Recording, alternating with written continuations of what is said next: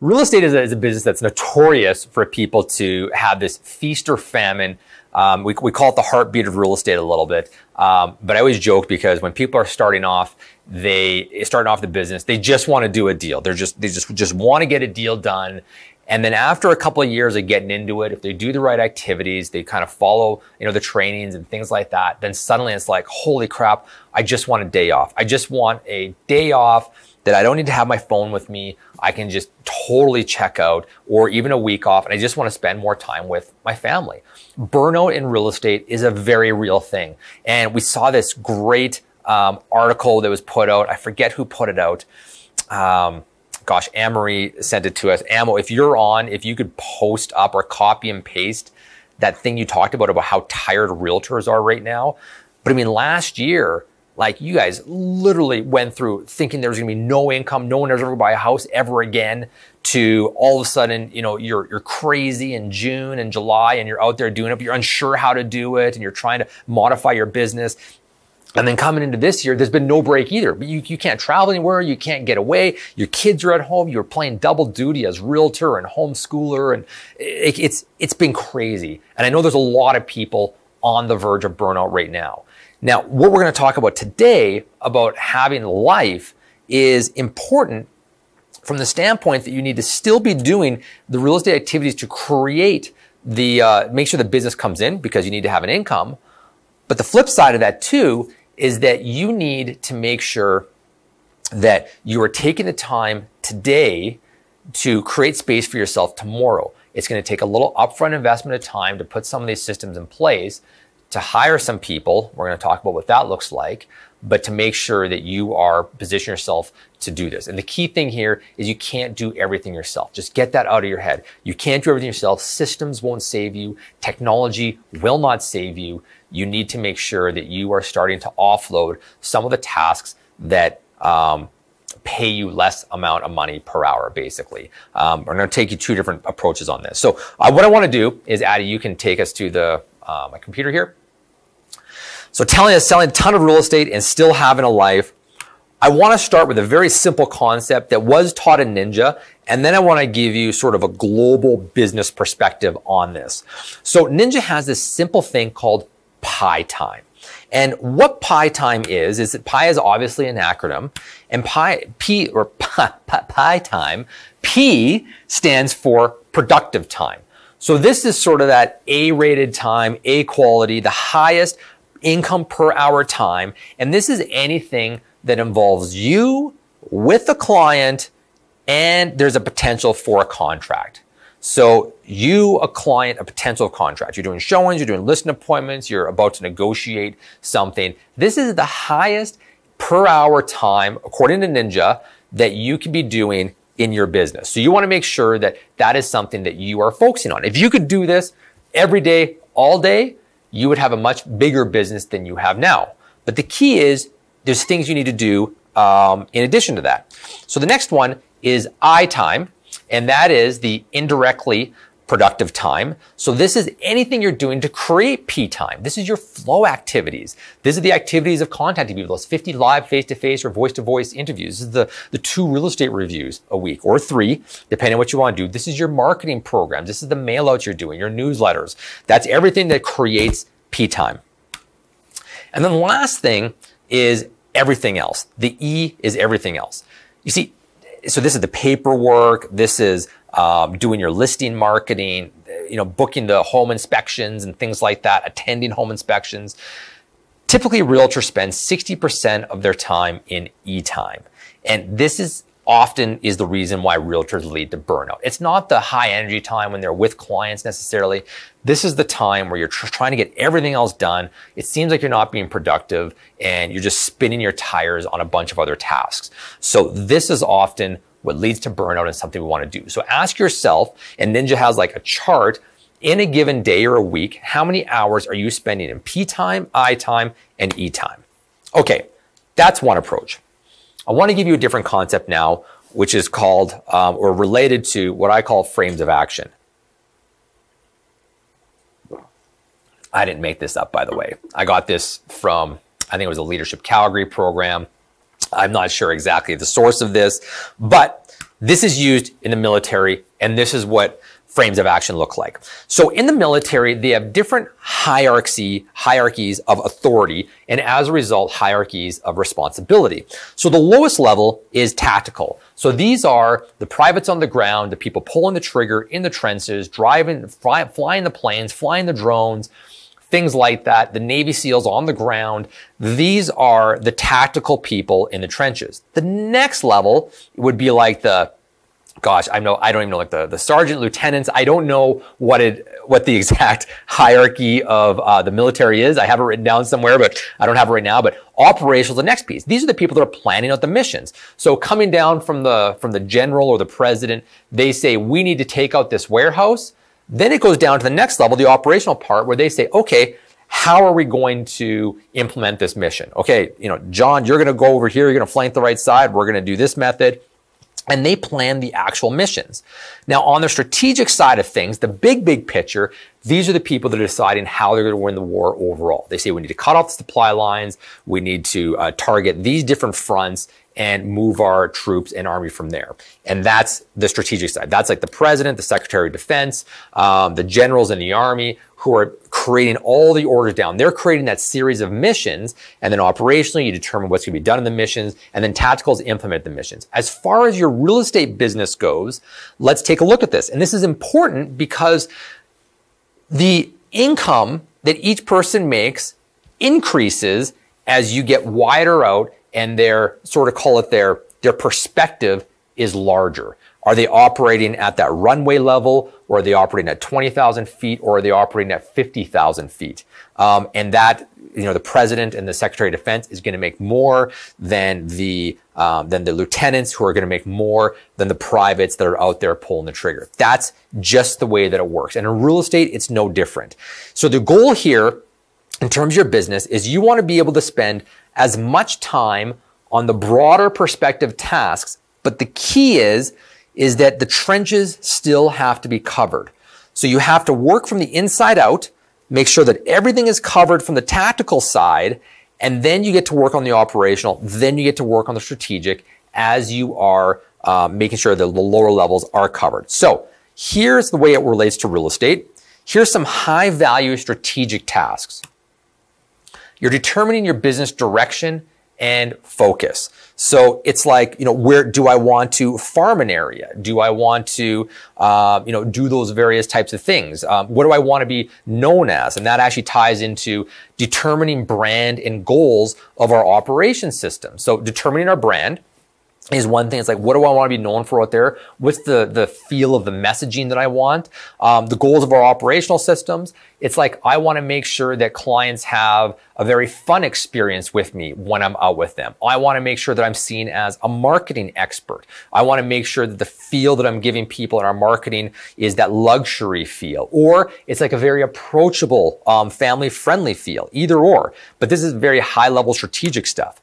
You're also the person who's reviewing and making financial decisions. And lots of realtors just simply ignore this. They like to make financial decisions by spending money, but they don't actually review the decisions they make. That's a high-level strategic piece, because that's going to lead to strategic spending. So on the high-level, high-value operational side of things, so again, these are some high-level tasks, high-value tasks. The marketing campaign planning. What type of marketing campaigns? Are you going to go after builders, banks, relocation companies? Do you plan on building social media accounts and a social media presence that's going to generate leads? Are you focusing on your sphere of influence first, like everyone should, and then expand their horizons? But what are you going to do to add value to your clients? You're making staffing decisions. Who's going to be in the right seats on the bus, as Jim Collins says? Improving operational systems. How do you make your CMA system more efficient? How are you making your listing process more efficient, your buying process? Selecting vendors for operational improvements. So who's going to be the person that does your marketing materials? Who's going to be the person that you're using for your social media campaigns, or whatever it happens to be, but you're selecting who's going to be your home inspector, your mortgage partners, things like that. Now, so we're working our way down, so that's operational. Now let's talk about tactical. Now tactical is the lowest level, but for the sake of real estate, I have divided this up into high value tactical and low value tactical.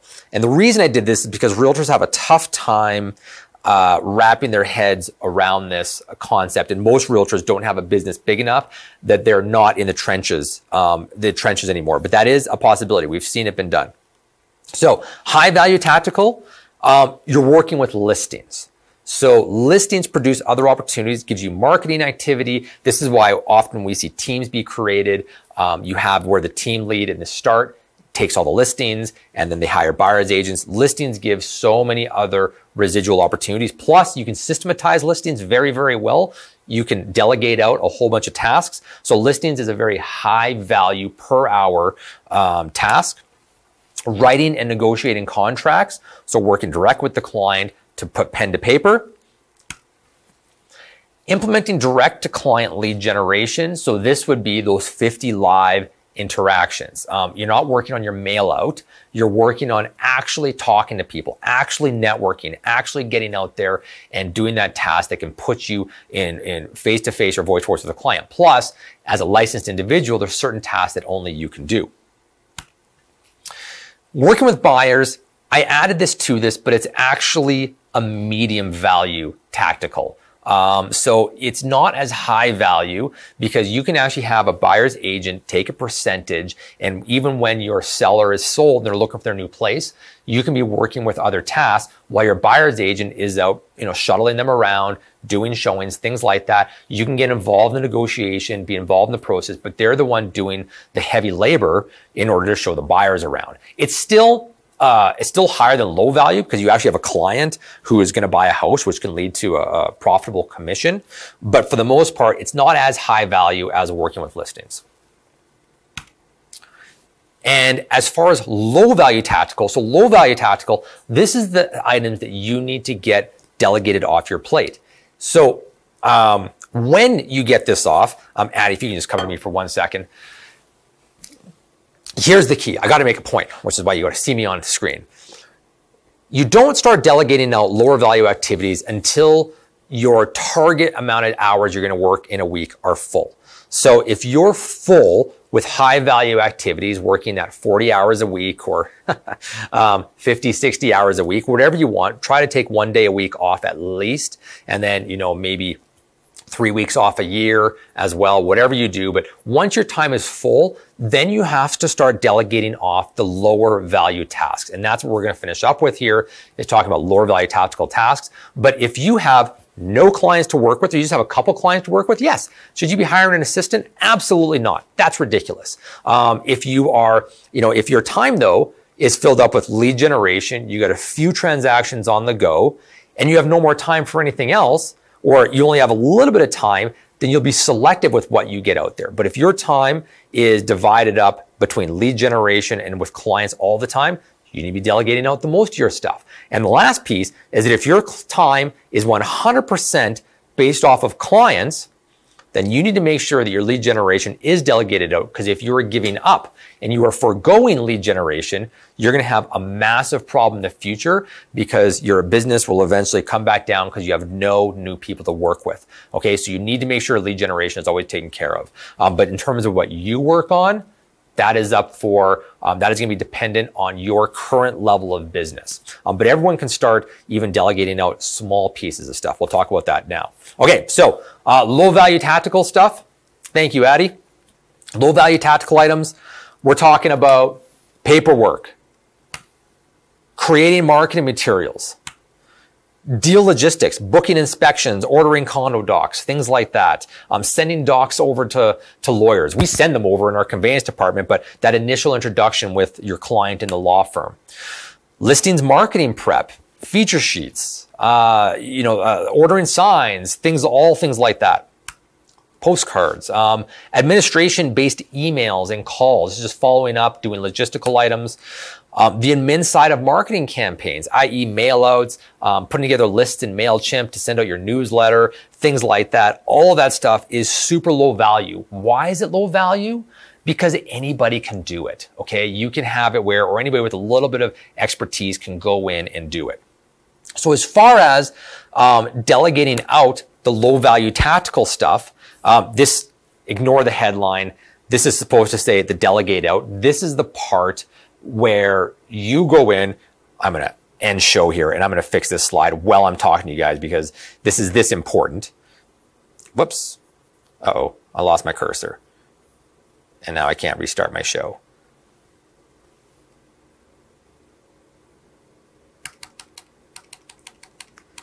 Well, didn't that backfire? Okay, anyways, imagine it says to delegate up at the top. So here's what you want to do. So this is how you're going to delegate it. Now you have two different sides of the coin about how you delegate stuff. But the bottom line is you can't do it yourself. So you're going to have variable costs and you're going to have fixed costs. Variable costs are better than fixed costs because you only incur a variable cost in your business if you have a transaction or if you have this item come up. A fixed cost is something that you incur regardless if you're doing business or not. So in terms of freeing up your time now, here's what you can use. Number one, CIR Concierge. Whoops, dang it, I clicked. CIR Concierge. First thing, we will enter all your listing materials in for you, all your listing comments, or all your listing details with your chicken scratch notes, whatever you want.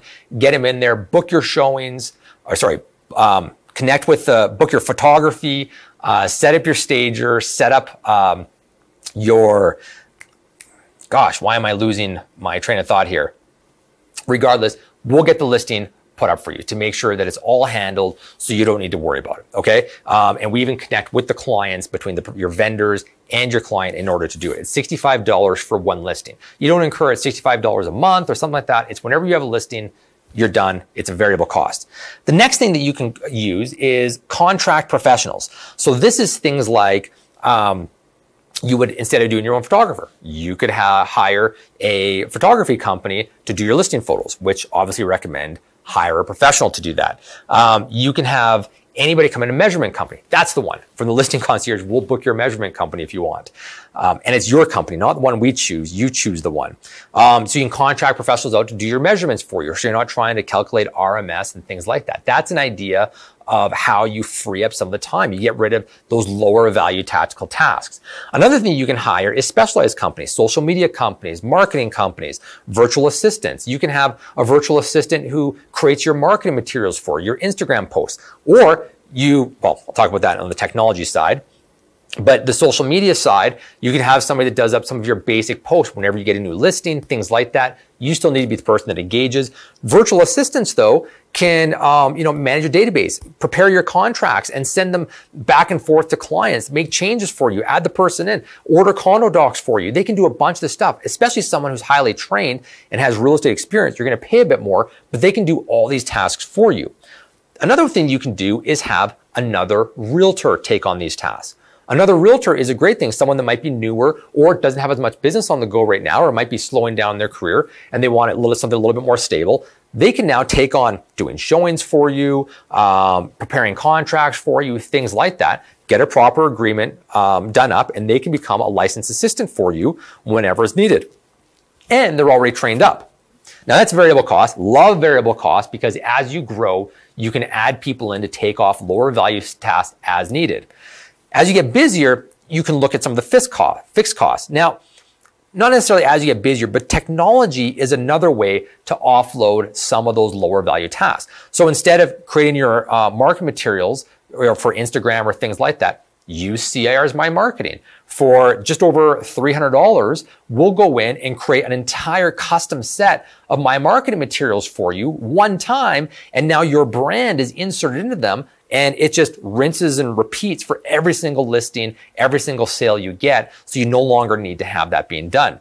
You can also bring in technology for things like, obviously, your newsletters using MailChimp, and there's some CRMs, companies like Morse Marketing, they will do some of your mailouts for you, and you can also improve your systems as well to help it make things more efficient.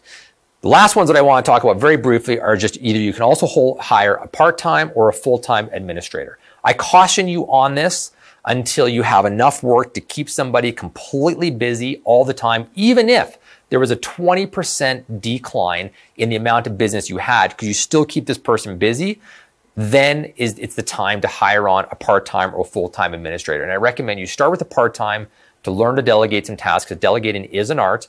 Getting that person trained up is an art. and then move somebody to full-time or hire somebody on full-time as well to help you, and they can do all those lower value tasks we talked about. Addie, thank you so much.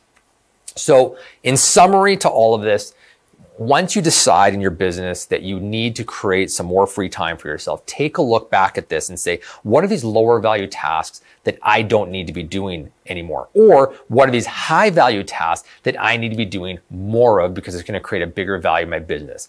And then go through, and that last slide there, figure out where you can offload some of these pieces. If you say, I'm too busy to do it, you're actually too busy not to. You need to put a few more hours in to get some of this done so that you can spend a little bit of upfront time to delegate this stuff out, and then you will have that freedom almost forever in your business.